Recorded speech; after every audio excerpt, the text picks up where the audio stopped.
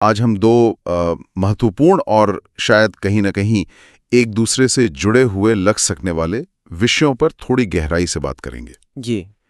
पहला तो है भारत में मारुति सुजुकी का इलेक्ट्रिक व्हीकल मतलब ईवी स्पेस में एक बड़ा कदम। और दूसरा, अमेरिका ने भारत से आने वाले सामानों पर कुछ नए टैरिफ लगाए हैं और इनका कनेक्शन भारत रूस व्यापार से जोड़ा जा रहा है। हाँ, बिल्कुल। हमारे पास India Today, Times of India, India Briefing, Kyiv Independent, स्कैंक्स, इन सब स्रोतों से जानकारी है। तो कोशिश यही रहेगी कि इन डेवलपमेंट्स की बारीकियों को समझें, थोड़ा शांति से इनका विश्लेषण करें और सोचें कि भविष्य में इनका क्या असर हो सकता है। बिल्कुल। आज कोशिश यही रहेगी कि इन स्रोतों से जो भी जानकारी मिली है उसे थोड़ा जोड़ कर देखें। मतलब सिर्फ खबरों को न दोहराएं, बल्कि उनके पीछे के मायने क्या हैं, पूरी तस्वीर क्या बनती है, उसे समझें, ताकि ये अंदाजा लगा सकें कि आगे क्या हो सकता है। सही। तो चलिए पहले मारुति सुजुकी की ही बात करते हैं। जी। प्रधानमंत्री मोदी ने गुजरात के हांसालपुर प्लांट में मारुति की पहली ईवी पहल का उद्घाटन किया है। हाँ। और ये सिर्फ एक कार लॉन्च नहीं है, ये उससे कुछ ज्यादा लग रहा है। इसमें हाइब्रिड बैटरी इलेक्ट्रोड का लोकल प्रोडक्शन भी शुरू हो रहा है। अच्छा, ये तो बड़ी बात है, बैटरी इलेक्ट्रोड का लोकल प्रोडक्शन। हाँ, और साथ ही मारुति की जो पहली ग्लोबल बैटरी इलेक्ट्रिक एसयूवी है, नाम है ई विटारा, उसका निर्यात भी शुरू किया गया है। ग्लोबल एसयूवी और एक्सपोर्ट भी। हाँ, और वो भी ऐसा नहीं कि एक दो देशों में, लक्ष्य है 100 से ज्यादा देशों में भेजने का। इसमें यूरोप और जापान जैसे बड़े मतलब विकसित बाजार भी शामिल हैं। ओहो, 100 से ज्यादा देश। प्रधानमंत्री ने भी इसे आत्मनिर्भरता और सस्टेनेबल मोबिलिटी मतलब टिकाऊ परिवहन की दिशा में एक अहम कदम बताया है। ये यकीनन एक अहम डेवलपमेंट है, खास तौर पर जैसा आपने कहा, बैटरी इलेक्ट्रोड का स्थानीय उत्पादन शुरू करना। भारत का जो ईवी इकोसिस्टम बन रहा है, उसके लिए ये स्ट्रेटेजिकली बहुत महत्वपूर्ण है। इससे क्या होगा कि आयात पर निर्भरता कम होगी। हाँ, सही। और मेक इन इंडिया को भी इससे काफी मजबूती मिलेगी, जाहिर है। और 100 से ज्यादा देशों में एक्सपोर्ट का टारगेट रखना, ये तो साफ दिखाता है कि मारुति अब सिर्फ घरेलू बाजार नहीं देख रही, वो ग्लोबल ईवी स्टेज पर एक सीरियस प्लेयर बनना चाहती है। बिल्कुल। अच्छा, तो इस ई विटारा की कुछ खास बातें भी समझ लेते हैं। जो जानकारी है उसके हिसाब से ये एक मिड साइज एसयूवी है। इसमें एक दिलचस्प 3-in-1 इलेक्ट्रिक सिस्टम है, मतलब मोटर, इन्वर्टर और ट्रांसमिशन तीनों एक ही यूनिट में। अच्छा, इससे जगह और वजन दोनों बचता होगा। हाँ, उम्मीद तो यही है। और ग्राहकों के लिए 2 बैटरी पैक के ऑप्शन होंगे, एक छोटा है और एक बड़ा 61 किलोवाट का। खास बात यह है कि इस बड़े पैक के साथ 500 किलोमीटर से ज्यादा की ड्राइविंग रेंज मिलने का दावा है। और इसी बड़े पैक वाले मॉडल में ऑल व्हील ड्राइव यानी AWD का भी ऑप्शन है। अच्छा, AWD भी, फिर तो ये हर तरह के रास्तों के लिए बेहतर होगी। हाँ, ये 500 किलोमीटर प्लस रेंज का दावा बहुत महत्वपूर्ण है। अगर ये असल दुनिया में मतलब रियल वर्ल्ड ड्राइविंग में इसके आसपास भी रहती है, तो ये ई विटारा को बाजार में जो दूसरी ईवीज हैं उनके मुकाबले काफ़ी मजबूत खड़ा कर देगी। और AWD का ऑप्शन इसे और ज़्यादा आकर्षक बनाता है, खासकर उन मार्केट्स के लिए जहां मौसम या सड़कें थोड़ी मुश्किल होती हैं। लेकिन सिर्फ अच्छी गाड़ी बना देना ही काफ़ी नहीं होता है ना, खासकर ईवीज के मामले में। सही कहा। शायद इसलिए कंपनी चार्जिंग और सर्विस नेटवर्क पर भी काफ़ी जोर दे रही है। अच्छा। खबरों के मुताबिक जो लोग कार खरीदेंगे उन्हें स्मार्ट होम चार्जर दिए जाएंगे और उसे इंस्टॉल करने में भी मदद मिलेगी। ठीक है, घर पे चार्जिंग की सुविधा। हाँ, और इससे भी बड़ी बात, अगले 2-3 सालों में देश के जो टॉप 100 शहर हैं उनमें हर 5-10 किलोमीटर पर पब्लिक फास्ट चार्जिंग पॉइंट लगाने की योजना है। हर 5-10 किलोमीटर पर? ये तो काफी बड़ा नेटवर्क हुआ। हाँ, और सर्विसिंग के लिए भी 1000 से ज्यादा शहरों में 1500 ईवी रेडी वर्कशॉप्स बनाने का लक्ष्य रखा है। ये इंफ्रास्ट्रक्चर प्लान बहुत जरूरी है, बहुत जरूरी। अक्सर यही होता है कि लोग ईवी खरीदने से हिचकिचाते हैं क्योंकि उन्हें चार्जिंग की चिंता रहती है या सर्विस कहाँ मिलेगी ये नहीं पता होता। बिल्कुल। मारुति का ये जो पूरा प्लान है ये दिखाता है कि वो ग्राहकों के इस डर को दूर करने के लिए गंभीर हैं। तो गाड़ी की स्पेसिफिकेशंस, खासकर रेंज और AWD, और साथ में ये चार्जिंग और सर्विस का वादा, ये सब मिलके इसे न सिर्फ भारत बल्कि ग्लोबल लेवल पर भी एक मजबूत पेशकश बनाता है। गाड़ी के अंदर मतलब इंटीरियर्स और टेक्नोलॉजी पे भी ध्यान दिया है। डिजिटल कॉकपिट है, बड़ी स्क्रीन्स हैं इंफोटेनमेंट के लिए 10.1 इंच और ड्राइवर डिस्प्ले 10.25 इंच का। वायरलेस कनेक्टिविटी भी है। आजकल ये सब तो स्टैंडर्ड होता जा रहा है प्रीमियम गाड़ियों में। हाँ, और हार्मन का audio system, ventilated front seats, पीछे की सीटों में भी एडजस्टमेंट, मतलब कंफर्ट का भी ध्यान रखा है। और सेफ्टी, उसका क्या स्टेटस है? सेफ्टी पर भी जोर है। बताया गया है कि 50% से ज्यादा जो स्ट्रक्चर है वो हाई टेंसाइल स्टील से बना है। बैटरी के लिए खास प्रोटेक्शन सिस्टम है और लेवल 2 एडास भी है इसमें। अच्छा, एडास भी। लेवल 2 मतलब वो lane keeper assist, adaptive cruise control वाले फीचर्स। हाँ, वही सब। Advanced driver assistant systems. इसके अलावा 7 एयरबैग हैं जिसमें ड्राइवर के घुटनों के लिए भी है। ये अच्छी बात है, नी एयरबैग। चारों पहियों में डिस्क ब्रेक हैं और TPMS मतलब टायर प्रेशर मॉनिटरिंग सिस्टम। ये सब स्टैंडर्ड हैं। तो ये सारे फीचर्स और सेफ्टी स्टैंडर्ड्स देखकर यही लगता है कि मारुति इसे एक प्रीमियम और सेफ ग्लोबल प्रोडक्ट की तरह पेश कर रही है। बिल्कुल। और ऐसा लगता है कि बाजार ने भी इस खबर को पॉजिटिवली लिया है।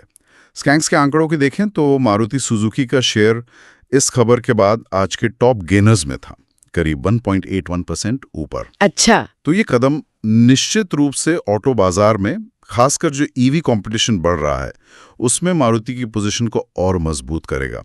तो ये तो हुई एक तरफ की बात, जहां भारत घरेलू मोर्चे पर आप कह सकते हैं आत्मनिर्भरता और नई तकनीक जैसे ईवी की तरफ तेजी से बढ़ रहा है। मारुति का उदाहरण हमने देखा। लेकिन दूसरी तरफ अंतर्राष्ट्रीय व्यापार के मैदान में एक बड़ी और थोड़ी अप्रत्याशित सी चुनौती सामने आ गई है। आप अमेरिका वाले नए टैरिफ की बात कर रही हैं? हाँ, बिल्कुल।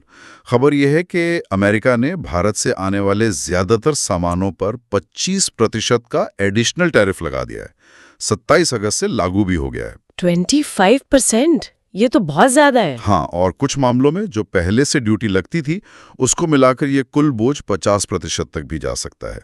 इसके लिए एक खास टैरिफ कोड भी जारी हुआ है, HTSUS 9903.01.84। अगर इसे थोड़ा बड़े कॉन्टेक्स्ट में देखें तो इसका संदर्भ समझना जरूरी है।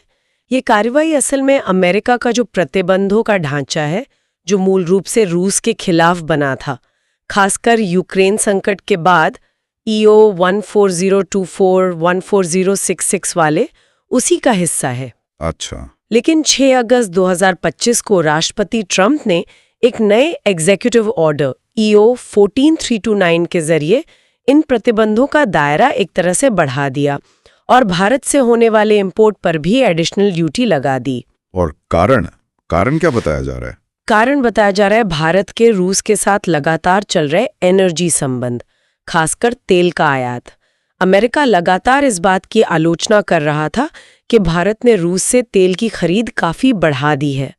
कसातकिन कंसल्टिंग की एक रिपोर्ट है, वो बताती है कि 2022 से पहले रूस के कुल तेल एक्सपोर्ट में भारत का हिस्सा लगभग 9 के बराबर था। पहले तो बहुत कम खरीदते थे हम। बिल्कुल, और अब वो बढ़कर 37% तक पहुंच गया है। 37%, ये तो काफी बड़ा जंप है।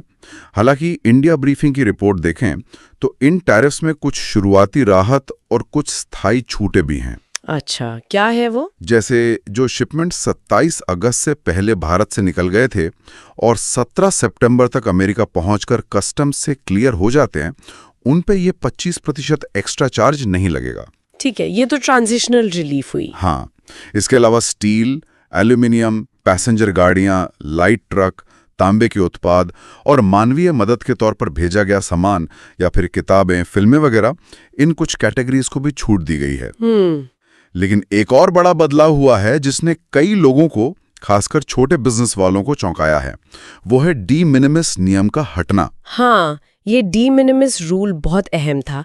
इसके तहत अमेरिका में $800 से कम कीमत के जो छोटे शिपमेंट्स आते थे, उन पर आमतौर पर कोई इंपोर्ट ड्यूटी नहीं लगती थी। ये खासकर छोटे बिजनेस, ई-कॉमर्स सेलर्स के लिए बहुत फायदेमंद था।